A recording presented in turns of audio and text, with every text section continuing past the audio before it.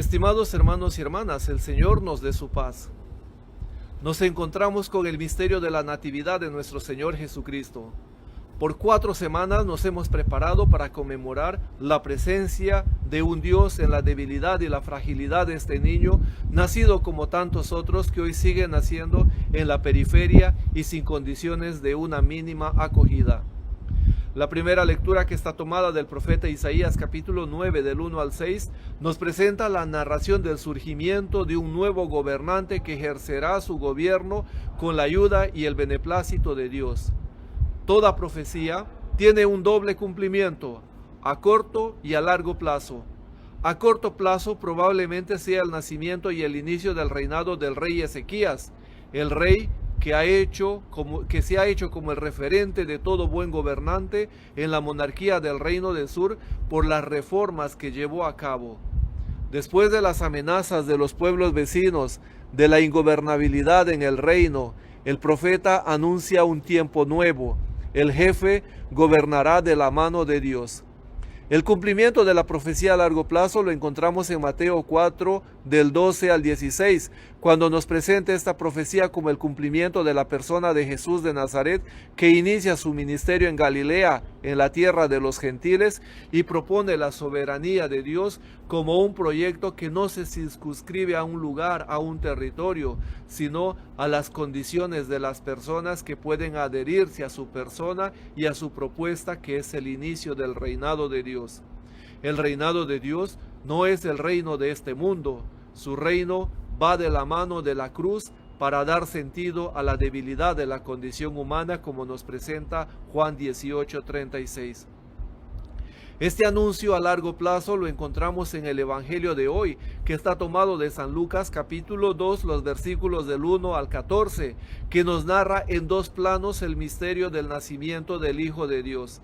En el primer plano, el relato nos presenta o nos da alguna información en los versículos del 1 al 7 con una narración bastante histórica, geográfica, acerca del nacimiento del niño de modo sobrenatural. Esta es una experiencia única, donde lo sobrenatural se une a la experiencia vital concreta, como es el caso del nacimiento de este niño, de quien su nacimiento ha sido anunciado previamente.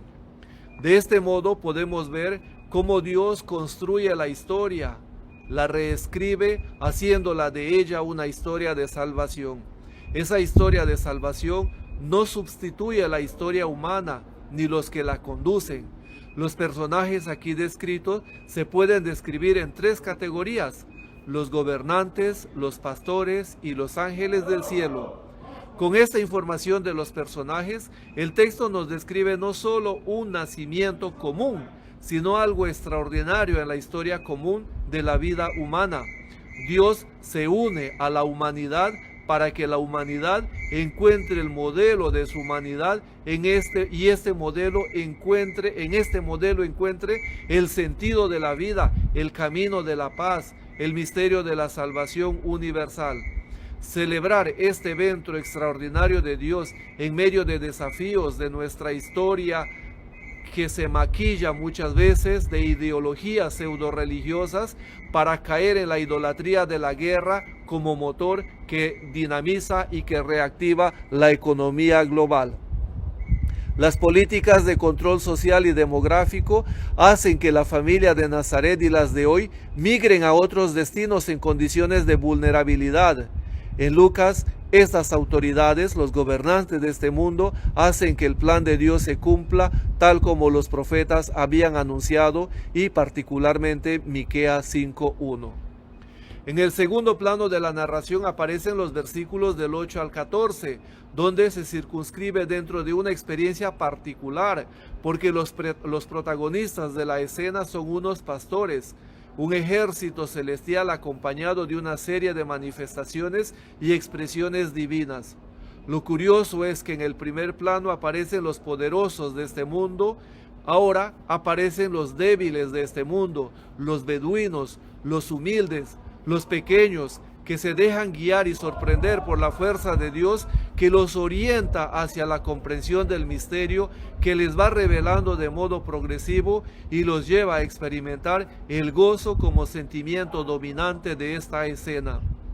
La narración en su conjunto presenta una serie de sucesos que los podemos sintetizar en estas breves preguntas. ¿Qué se revela? Un niño que nos ha nacido. ¿Cuándo ha nacido? Hoy. ¿Quién es ese niño? El Salvador, Cristo el Señor. ¿Dónde ha nacido? En la ciudad de David. Dios una vez más se va a la periferia con los pequeños para que ellos vean y sean testigos de su gloria. El signo que acompaña el relato es bastante singular. Un niño envuelto en pañales, en un pesebre.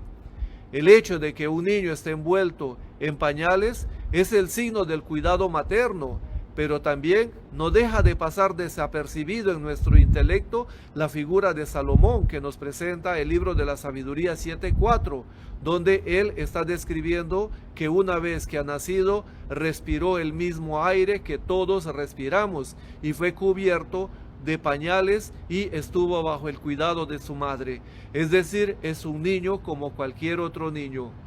La figura del pesebre ya aparece en Isaías 1:3, cuando dice que el asno conoce el pesebre de su Señor, pero Israel no conoce al Señor. Con este texto, Jesús se adelanta a su ministerio itinerante de que el Hijo del Hombre no tiene dónde reclinar la cabeza, como nos presenta Lucas 9:58. Y es lo que ahora vemos: el niño no encuentra un lugar donde nacer.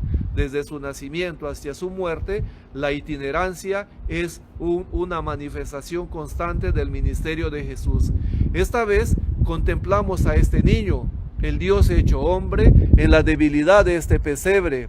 Nuestro corazón, nuestra mirada se levanta a los altos para seguir mirando a lo que Dios está realizando y lo que Dios realizará a lo largo de la historia. Por ello, la segunda lectura, que está tomada de la carta de Tito 2, del 11 al 14, nos invita a reconocer que somos transitorios, que nosotros no somos indispensables en la vida de nadie ni en la obra de la salvación. El que se arraiga a los placeres mundanos vivirá infeliz, porque lo poco que tiene no le satisfacerá, no le alcanzará a satisfacer o no le satisface su ser, sino que quiere llenar el vacío como consecuencia del desamor, que es lo que aquí precisamente vemos y vivimos con impotencia: la idolatría de la tierra por encima del respeto a la vida en el mandamiento imperativo de Dios: no matarás. La gracia del Señor nos acompaña en nuestro camino. Feliz Navidad, paz y bien.